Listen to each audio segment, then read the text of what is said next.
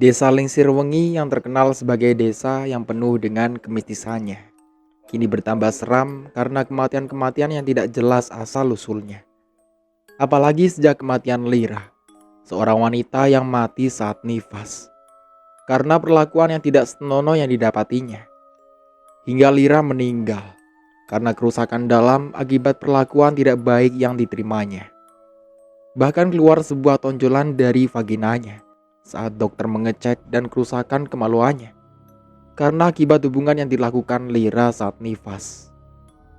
Endaru dan keluarga tengah mencari siapa yang melakukan perbuatan tak terpuji dan menjijikan itu. Hingga kematian Lira adalah sebuah misteri yang belum terungkap siapa pelaku pemerkosaannya saat masa nifas. Assalamualaikum warahmatullahi wabarakatuh. Kembali lagi di channel Sukatirang. Di kesempatan kali ini saya akan melanjutkan cerita yang berjudul Dipaksa Berhubungan Usai Melahirkan.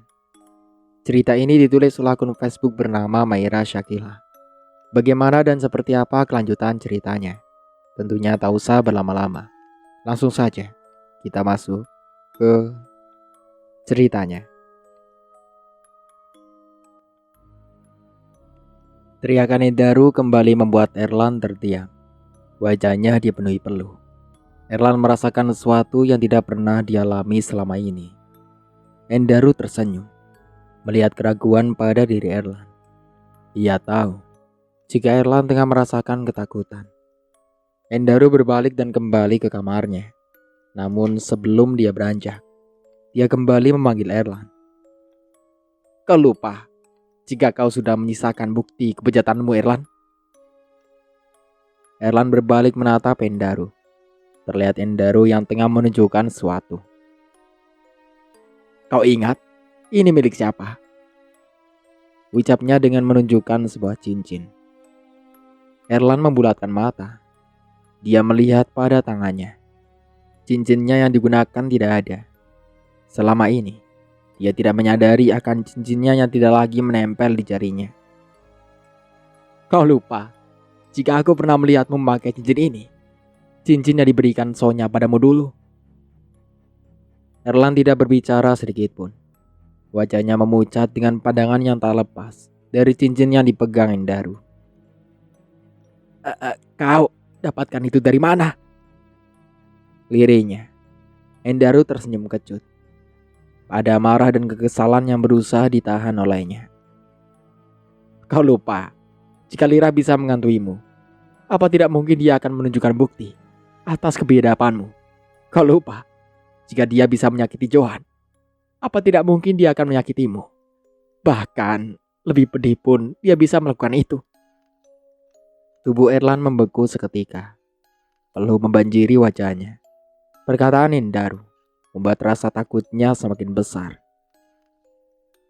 Kau salah, aku tidak melakukan apapun. Aku tidak pernah berbuat apa-apa. Pungkasnya dengan membalikkan badan. Endaru menatap nyalang sang kakak. Dia tahu jika Erlan tengah berusaha menenangkan rasa takutnya. Bersiaplah, entah itu kau, Sania, atau sahabatmu yang akan menerima kematian selanjutnya. Endaru meninggalkan Erlan dalam kegelisahan. Mendengar perkataan Endaru, Erlan semakin merasa risau. Pikirannya melayang. Rasa takut dan gelisah semakin kentara. Erlan merebahkan tubuhnya di atas ranjang. Dia berusaha menjamkan matanya, yang memang perih karena menahan segala sesak yang bergejolak. Suara yang berderit membuat mata berat Erlan terganggu. Baru beberapa menit dia terlelap. Sayu telinganya mendengar suara yang bergesekan. Erlan mencoba acuh. Dia kembali memejamkan matanya. Namun tidak lama, selimut yang dipakainya seakan bergerak. Matanya yang berat masih tidak merespon. Hingga tidak lama, selimutnya ditarik dengan paksa dan terjatuh ke lantai. Erlan kembali menajamkan telinganya dalam keadaan terpejam. Dia berusaha kuat untuk tidak buka mata. Rasa takut kian menjalar kala sebuah tangan berusaha menyentuh wajahnya. Erlan mengerjap. perlahan membuka matanya yang sayu. Dia mengedarkan pandangannya, melihat selimutnya yang terjatuh lalu mengambilnya.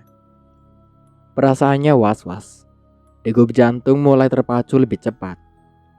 Pikiran Erlan tertuju pada sosok yang dilihat sebelumnya. Rasa takut dan gelisah semakin membuatnya gundah. Erlan mengambil selimutnya, lalu menutupkan pada seluruh tubuh dan kembali tidur.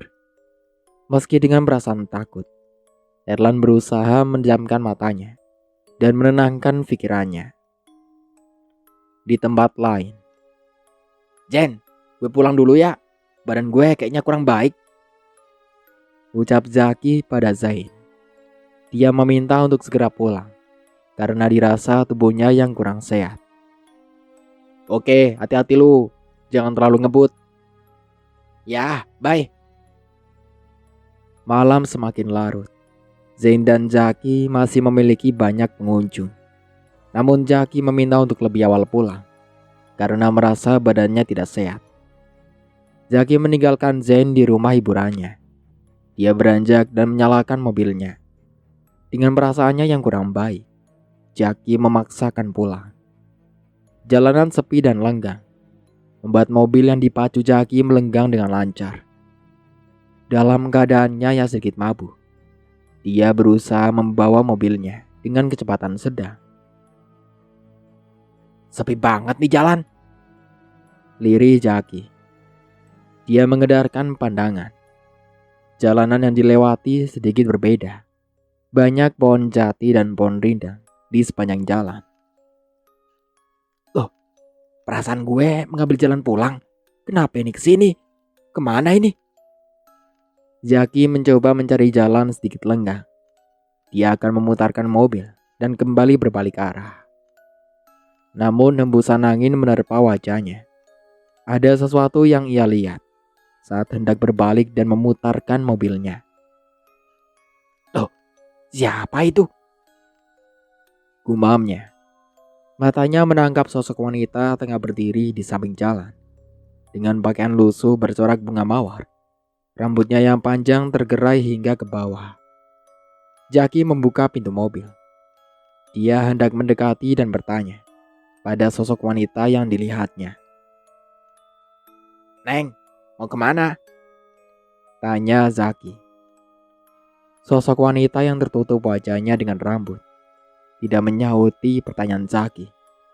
Zaki terus menatapnya dari atas hingga bawah. "Neng, kok diem aja?" Semilir angin berembus, membuat sedikit anak rambut yang menutupi wajah tersebut bergerak. Zaki melihat wajah wanita itu sedikit. Wajah yang pucat dengan bibirnya yang putih kebiruan. "Neng." Zaki menyentuh pundaknya. Dingin. Rasa dingin yang ia rasa saat telapak tangan menyentuh pundak sosok wanita tersebut. "Kok dingin banget, Neng? Neng, bicara dong, jangan diem aja. Barangkali saya bisa bantu." Namun masih hening. Tidak ada jawaban sama sekali. Hingga Zaki merasa sedikit kesal. Dia pun hendak berbalik dan meninggalkan sosok tersebut. "Bantu aku membunuhmu." Langkah Zaki terhenti mendengar sosok yang berbicara. Namun kata-kata yang keluar sangatlah menyentil Zaki. Zaki mendekatinya kembali, menatap sosok tersebut dengan lekat. Matanya yang merah karena minuman membuat sedikit penglihatannya berbayang. "Apa yang kau katakan?" "Aku ingin membunuhmu."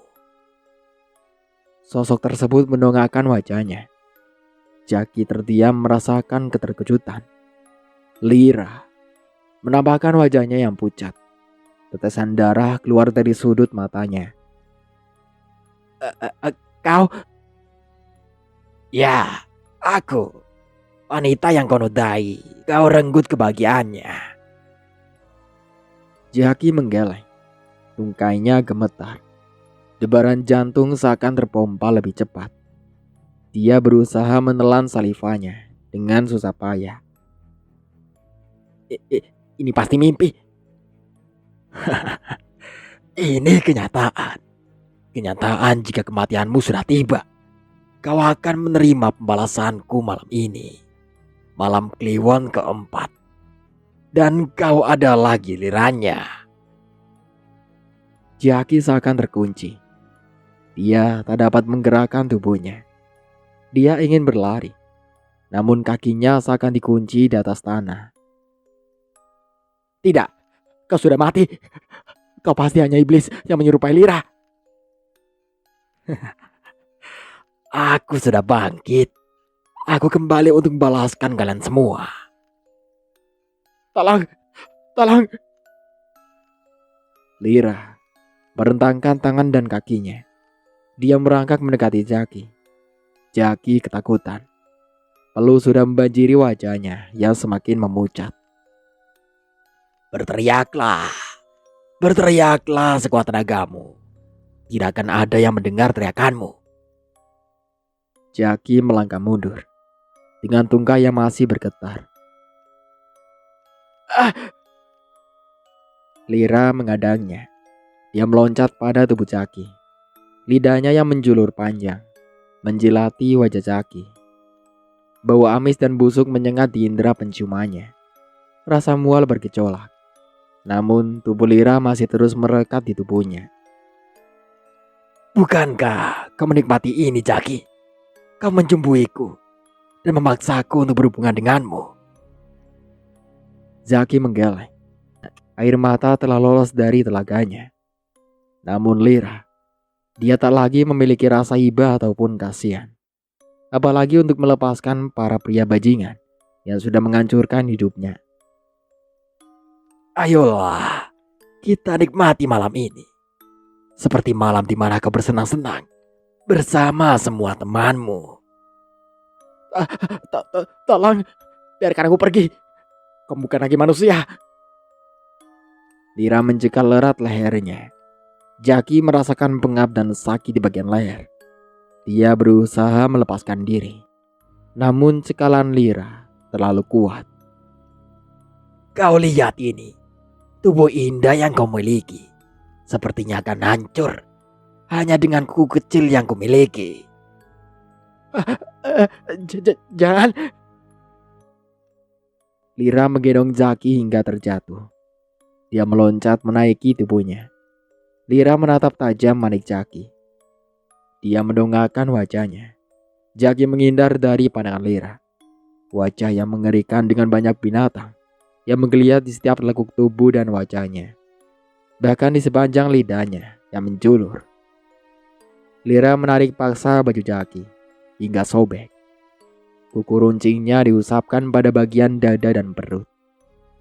Jaki berusaha tenang dengan tidak sedikit pun bergerak. Apa yang akan kau lakukan, Lira? Lirih Jaki dengan suaranya yang parau. Aku ingin menikmati tubuhmu. Setelah itu, kau tahu aku akan lakukan apa. Jaki bermandikan keringat. Lira menjulurkan lidahnya, menjilati wajah dan tubuh Jaki. Kuku runcingnya dia masukkan kembali, dan digunakannya tangan Lira untuk menyentuh area sensitif Jaki. Lira tersenyum. Lagi, dia berhasil membuat mangsanya tidak berdaya. Dia merubah wajahnya dan menjadikan kembali wajah aslinya yang memucat.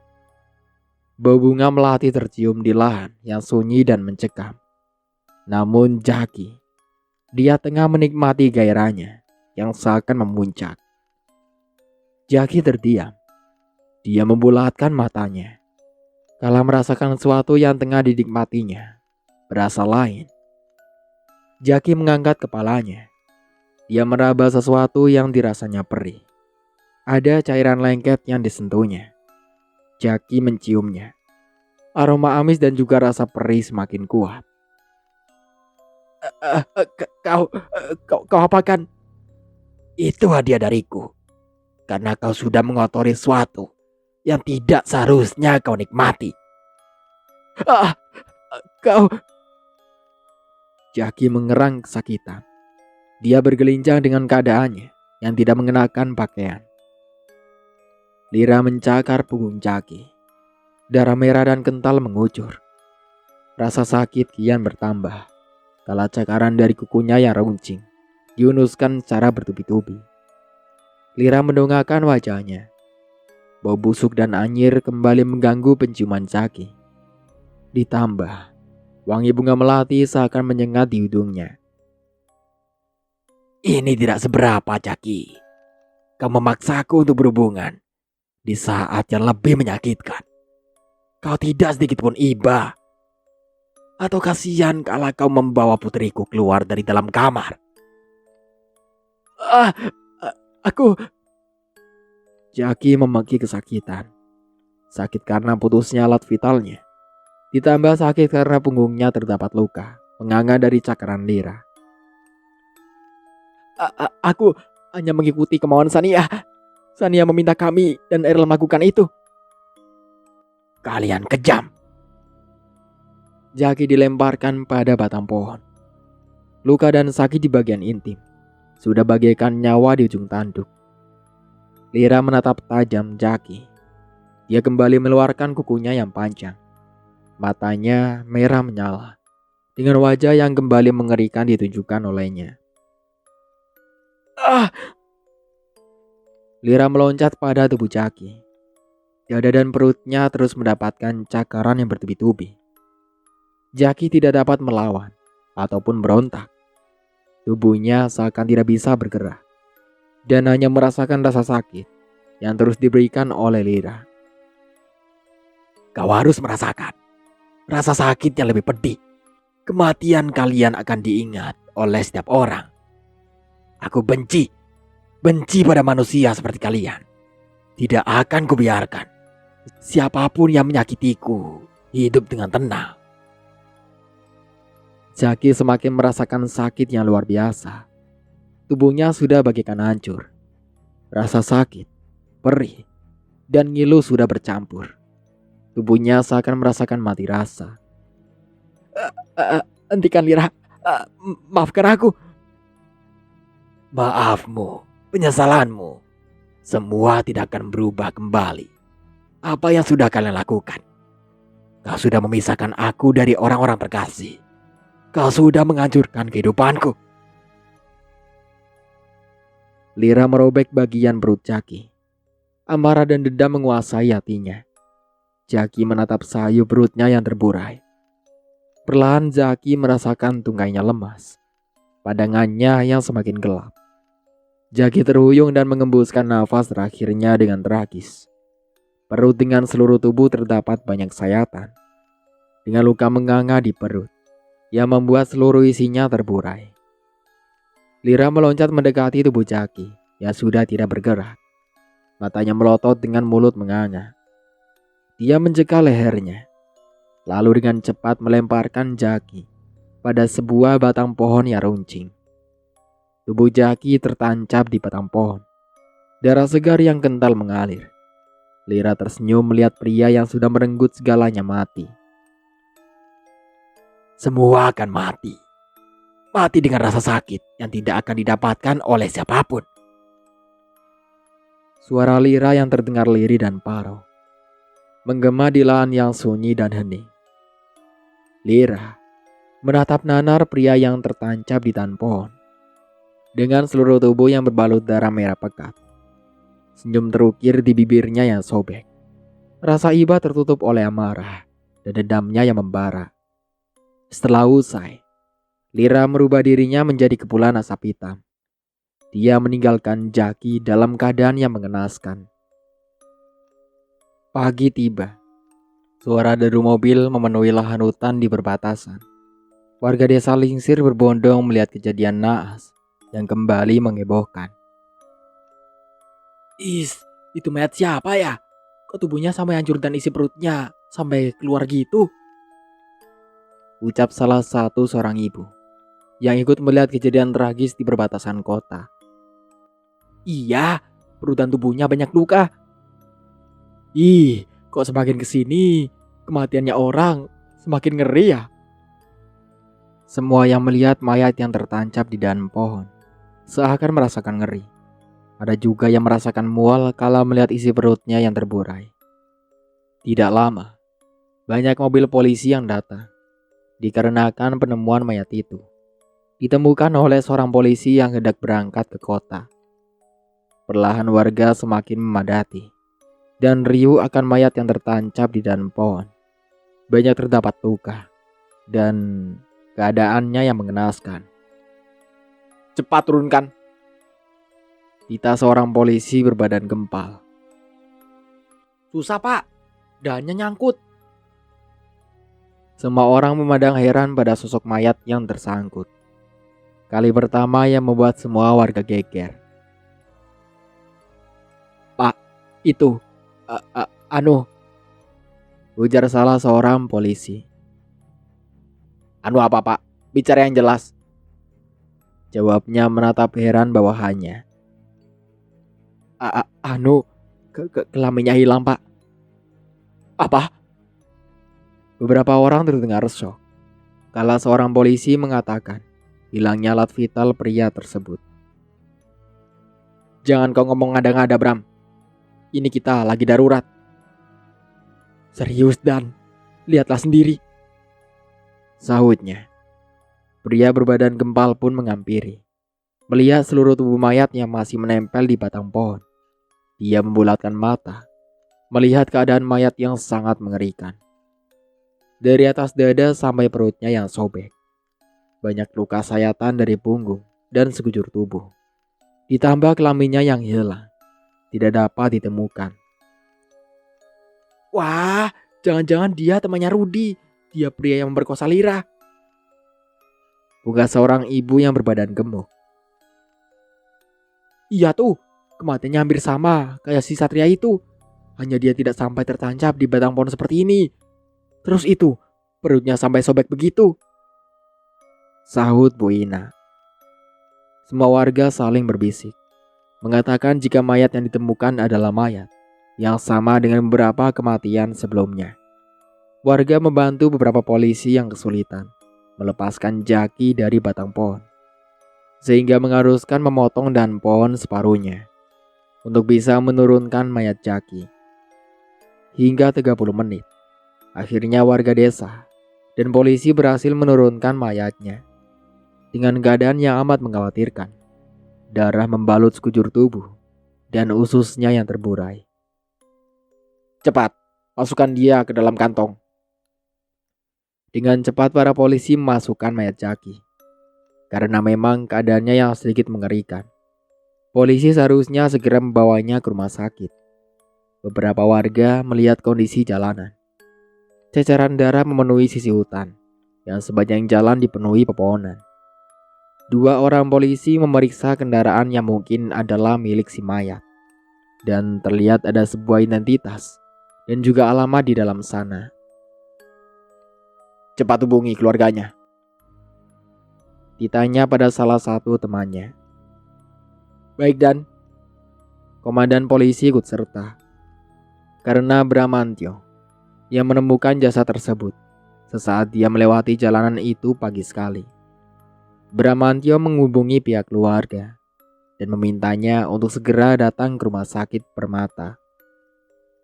Di lain sisi, Endaru yang tengah bersiap untuk berangkat bekerja mendengar dering handphone yang terus nyaring dari dalam kamar Erlan. Dia yang usai memakai sepatu perlahan beranjak untuk membangunkan Erlan dan memberitahu jika gawainya terus berdering. Woi, berisik, matikan dulu suara alarmnya, teriak Erlan di balik pintu.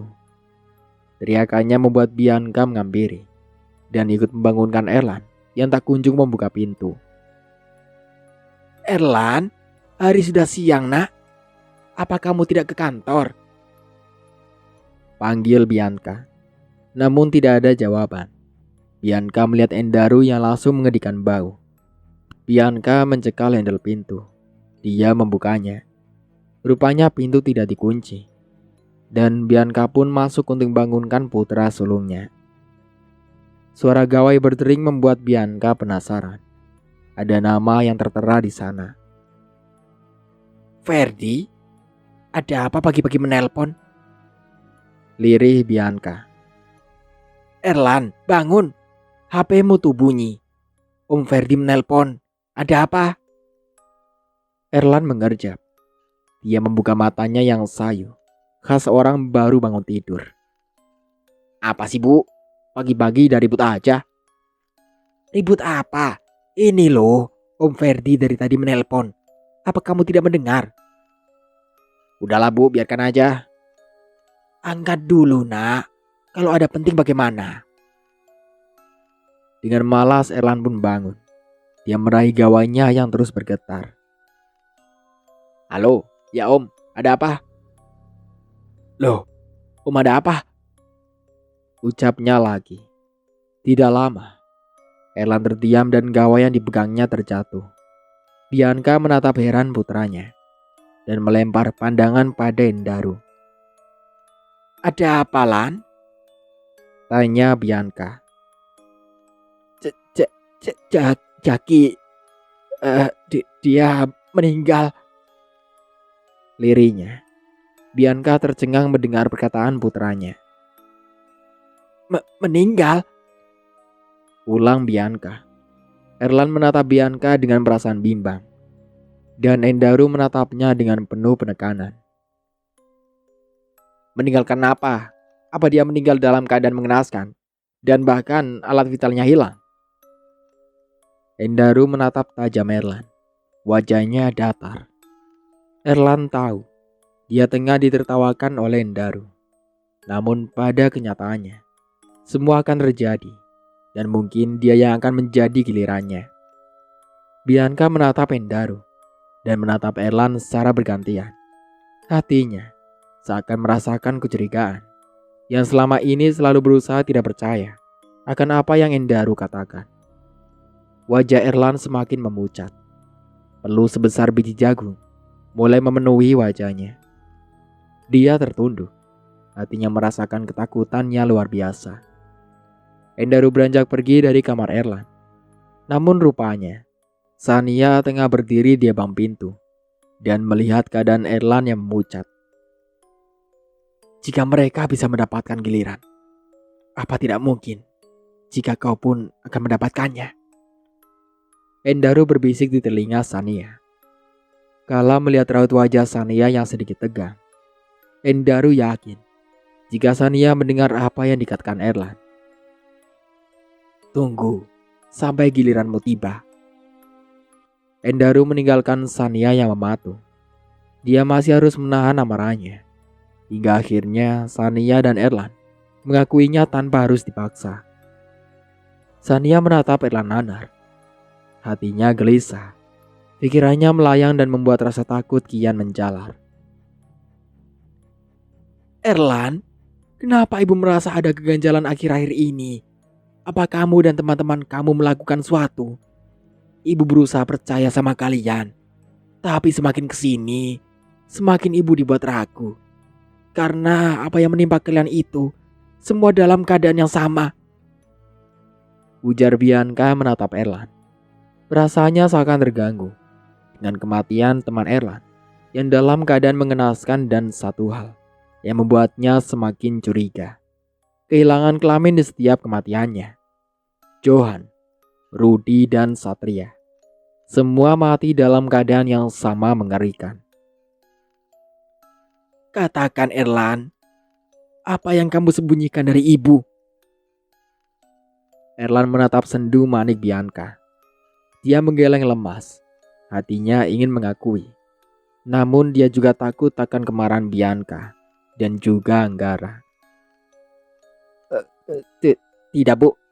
Aku tidak menyembunyikan apapun. Aku tidak melakukan apapun, Bu.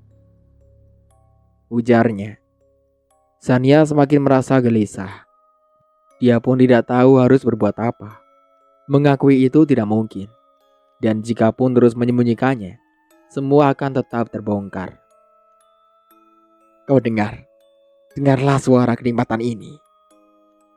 Terngiang kembali di mana kala malam tragis yang menimpa Lira waktu itu. Puaskan saja, bukankah itu sangat nikmat? Batin Sania kala itu. Dia yang berpura-pura syok mendengar tangisan Lira. dengan terus memanggilnya kala sambungan telepon masih terhubung.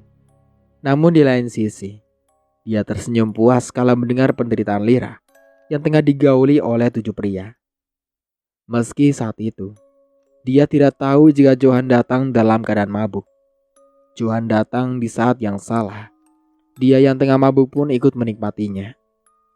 Kala dia datang, Sania lebih dulu bertemu Erlan dan teman-temannya. Dia memasuki rumah yang dalam keadaan gelap, karena lampunya memang sengaja dimatikan oleh teman Erlan.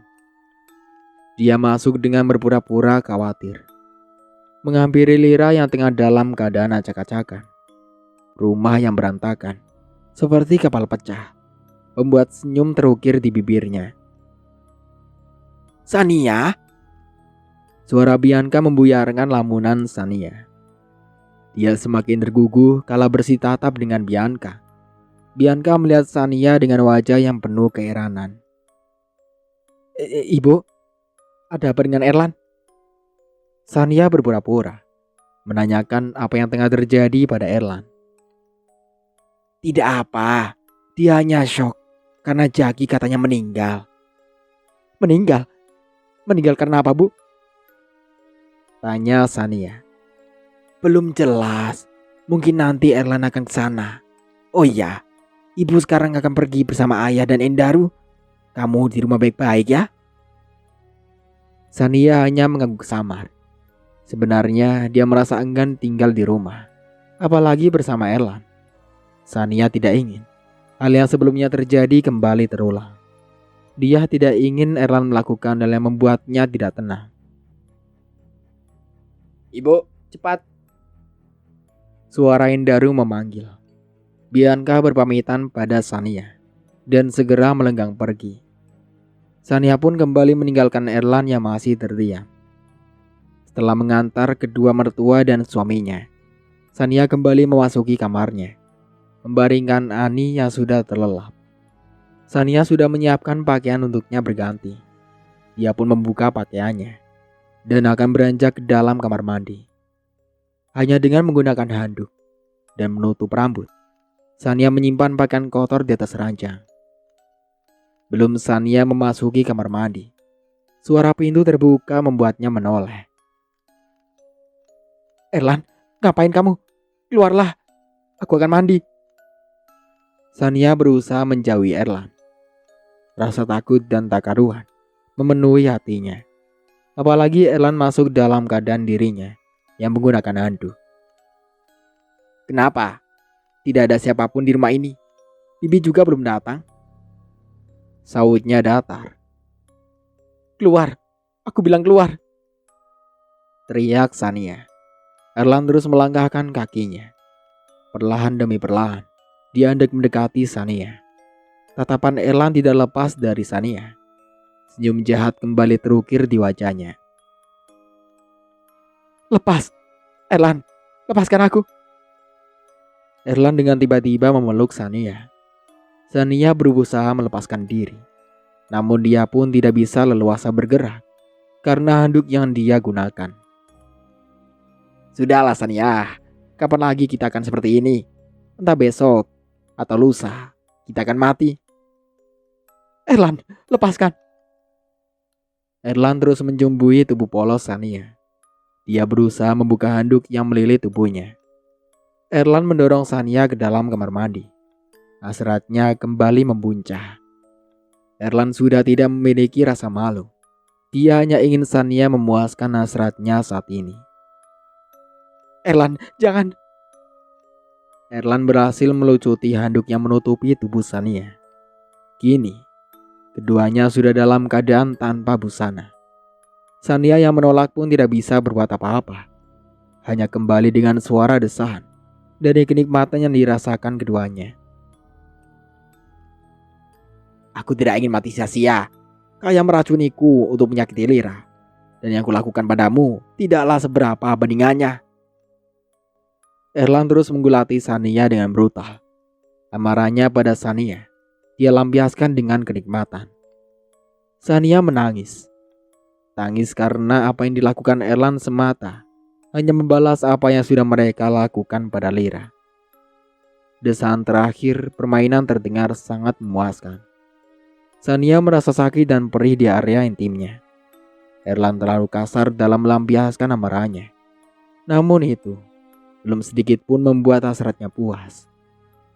Erlan menatap Sania yang memeluk lutut, lalu mendongakkan wajahnya. Dalam sekejap, dia kembali menciumi tubuh Sania dan kembali memaksanya untuk menuntaskan hasratnya. Erlan, lepaskan. Aku mohon, jangan lakukan itu lagi. Melas Sania yang sama sekali tidak mendapat guberisan dari Erlan. Erlan kembali memulai permainannya. Sania hanya bisa menangis. Semua yang terjadi ibarat mimpi yang tidak pernah Sania harapkan. Kau selalu bisa memuaskan aku. Terima kasih.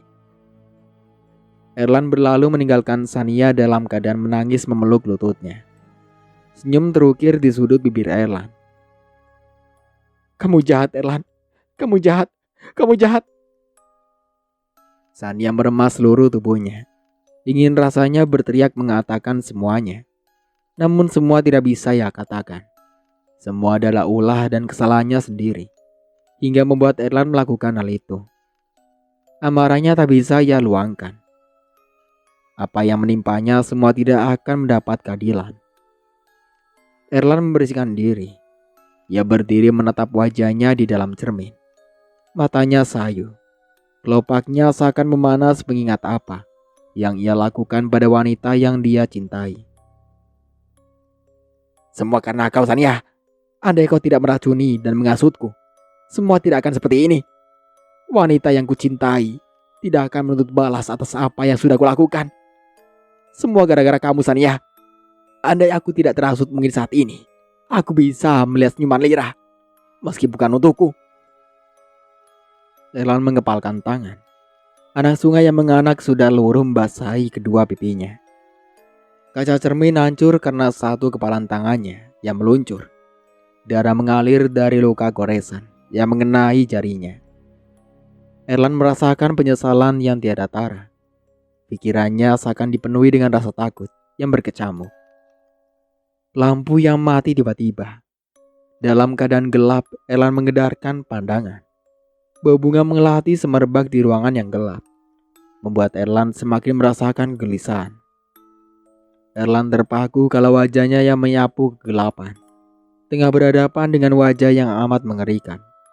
Jantungnya yang terasa dipompa lebih cepat. Aliran darah berdesir seakan saling berlomba-lomba. Bau amis dan busuk seakan menyeruak di ruangan yang terang remang dari sinar yang menyala. Dari kedua mata yang merah sosok mengerikan. Tubuh Erlan terkunci. Ia tak bisa menggerakkan seluruh tubuhnya. Tungkahnya yang terasa lemas seakan dipaksa untuk menopang tubuhnya. Peluh dan keringat saling berlomba di wajahnya yang memucat. Peringatan sosok mengerikan membuat bibir Erlan terkatup rapat. Penyesalanmu tidak akan merubah semuanya. Suara serak dan parau menggema di dalam kegelapan. Kau? Ya, aku. Wanita yang kau rusak hidupannya. Wanita yang kau renggut kebahagiaannya. Wanita yang kau paksa untuk menuntaskan hasratmu di kala masa nifas. Erlan menatap sendu sosok Lira. Bibirnya gemetar dengan wajahnya yang semakin memucat. Lampu kembali menyala.